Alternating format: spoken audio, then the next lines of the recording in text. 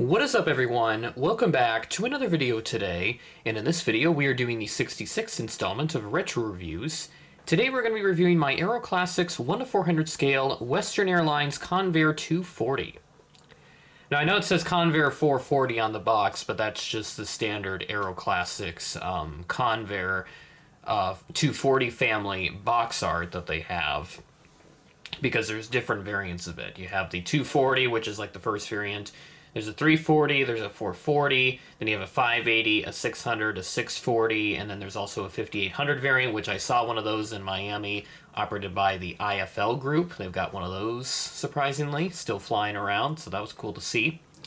Well, we're going to go old school once again with this very lovely Western example, and this, of course, is another Retro FSD model. We're kind of on a streak lately, getting all the various Retro FSD models, since I haven't touched on them too much in this series, at least recently. But here we are. This model was released back in 2016, and it seems like they were on a hot streak with this type back then, because they also did a North Central example at about the same time. And if you've seen the unboxing about, was it going to be about a month ago at this point, you'll know exactly why that one was so valued, and I'm very excited to have that. But as I record this, I don't have it yet. It's still on the way, so still well ahead of schedule for Retro Reviews, as is the norm. But we'll go ahead and take a look at the box first before we get into the review. To start off, we've got Aeroclassics on the top. Nice cutout for the model. We have Convair's CV440 Metropolitan printed down there, one of the many variants of the 240 family, just different upgrades. 1:400 scale down there in the bottom left. And underneath there's a nice little sticker with the airline, Western Airlines CV240, and the registration, barcode, and an item number, which originally was not present on the model aircraft database, but since I have the box and have that information, I got that inputted in there, and thankfully it has since been added. So always check your boxes to see if there are any item numbers that the model aircraft database or MADB doesn't have. You can always input that in there, and a moderator will review that correction and will then submit it if it is correct. So just may want to add a note that you found this information on the box, which is what I did for all the item numbers, so that way it could be verified. On the right side, we've got a Convair CV440 Metropolitan. And then on the top, visit us online, www.aeroclassics.net, powered by 400scalehanger.net. Former domain is not active, but the latter is still around. And there's another profile for the Convair 440. And on the back, there's just some more diagrams of the aircraft type, Aeroclassics logo, and legal stuff, because that's how it is. And also, if you'll note as well, you can kind of see the original sticker that's supposed to be underneath.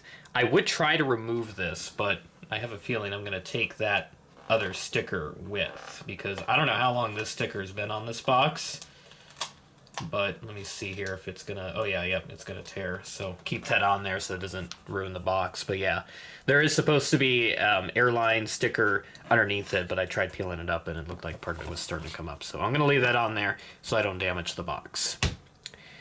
But anyways, let's bring in the very lovely model. I got this off of eBay in December 2022, but it didn't arrive in my collection until the new year, so just how things go. And when I got it, the landing gear was broken. I think it was this one, the one closest to the camera. You can kind of see it there with the way that it's... Or maybe it was the other one, I don't know. I can't really tell, because the the repair job was pretty good, but if I flip it underneath, you can kind of see the gear. And then you could probably tell which one was fixed, because there's some super glue overrun underneath the engine there. So it was this one, so the one furthest away from the camera, that was broken. And it was not a clean snap either, so it was a very tedious process to fix it. I have a thread up on Model Airliner Forum if you want to go read on how I fixed it, so I'll link that in the description if you want to go check that out, because it was a really interesting process to get that all fixed up, and that way this model could be displayed perfectly. And hopefully with my North Central model, because that's going to have a similar issue, I don't have to go through that tedious process, or as tedious of it, because it looks like the brake is clean, but we will check on that when that arrives. But go check out the unboxing if you want to see how that went. But anyways, now let's zoom on in and get you a nice overview of this model. I love the stance that the Convairs have, these 240s, 440s, whatever you want to call them. They have a really nice stance to them. It just looks really nice, very appropriate for the time. It definitely stood out compared to all the DC-3s that were flying around at that time. This was Convair's answer to that and their way to compete with Douglas aircraft. So that's the wrong side of the pencil. Let's flip that around. Starting off at the front, we've got the nose cone. There's a little radar in there, a little weather radar, very antiquated by today's standards, but there was a weather radar in some of these. There's an anti-glare shield underneath the cockpit windows. Then you have Western Airlines, and I think that is supposed to be 804, so a little fleet code printed there. And oh yeah, the nose gear was broken on this too, so that had to be fixed, and you can kind of tell where the glue ran over.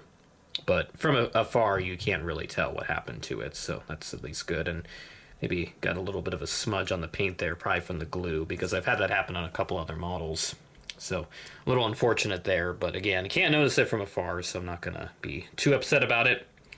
There's a door right along the Indian Head logo for the time for Western Airlines. Move into that nice red sheet line with the Western titles up there. I'm trying to be very careful so that gear doesn't break, but that's been in there for 2 years now, so I think it should be fine. Western Airlines titles above the passenger windows, which are square. Then you've got the rear boarding door back over there. And then brings us to the Western tail with the aircraft registration, November 8404 Hotel. Very fascinating history that this aircraft has, even if it is not very well documented, because this is a very old aircraft, so that's just how it goes. Right side of the aircraft, not too much else here. And forgot to mention the engines. The propellers do spin. That one spins pretty freely, and this one does too. I think even the propellers got bent. So, yeah, this is not in, like, perfect condition, but it's certainly acceptable by my standards. But not much different on this side. And there's a tail on there, too. And there's also a little beacon light on the top of the tail there, which is very interesting. Nice molded detail that Aeroclassics got on this type. Then we flip it underneath, which I already showed a little bit earlier, but you can see it again right now. There's some nice wing tips on that side, and on the other side too, which is covered up by my thumb. Registration's printed underneath, and then again you can see the landing gear that was glued, which was this one, was at the starboard side, so the right side main landing gear, and then the nose gear. Those were the ones that got busted. I don't know if it was from shipping, or if the seller just completely failed to advertise it to me. I don't know what happened, but at the end of the day, I was happy to have this be fixed up and, you know, not have it sit weirdly, but there's the top as well, just a beacon light up there. Not too much else to report on. The wingspan is just about as long as the fuselage. It may even be a little longer, too. But overall, very fascinating model, and happy to have it for Retro FSD, even though I have not used it yet. Hoping for that to change at some point when I get to these much older updates, but I need to get some DC-3s for the project. So, of course, the major airline that I need a DC-3 for is North Central. And then Western had them in here as well. Aeroclassics did do that one, but I have not been able to find it. And then no one's done a North Central DC-3 yet. Why, I don't know. I think that should change soon, but honestly, I would prioritize the other DC-9s that need to be made for that airline. And I think maybe Ozark had them too, but they had more like the F-27s, the FH-227s before the DC-9s came here. I know they did have DC-3s, but that was a little earlier, because Ozark came to Sioux Falls in 1962. Still haven't been able to find an exact month and day as to when they arrived, but it was sometime in 62, at least after the winter time, when they started flying here. And as for Western, they started back in 1955 on July 16th is when they started. So they brought the DC-3s, the Convair 240s, later the DC-6s, and then eventually the 737s. The Electras came here too, the 720s even for a time, and then the 727s, and all that fun stuff. So that was pretty cool to see Western here for as long as they flew here. But now let's take a look at the real-life aircraft's history. She first flew sometime in 1948, and Western was her first operator in June of that year, given that registration, November 8404 Hotel. Then she went to Japan for a little while, flying for North Japan Airlines in April of 1961, and registered Juliet Alpha 5087. She then went to Japan Domestic Airlines 3 years later, and then to Southwest Airlines. Not the one here in the United States, the one in Japan. So there's a different Southwest Airlines that was over there. And she went there sometime in 1966. Then she went to some, like, private companies or something. Air Service Incorporated was the first back in the U.S. in November of 1968, and she was given that American registration back when she returned.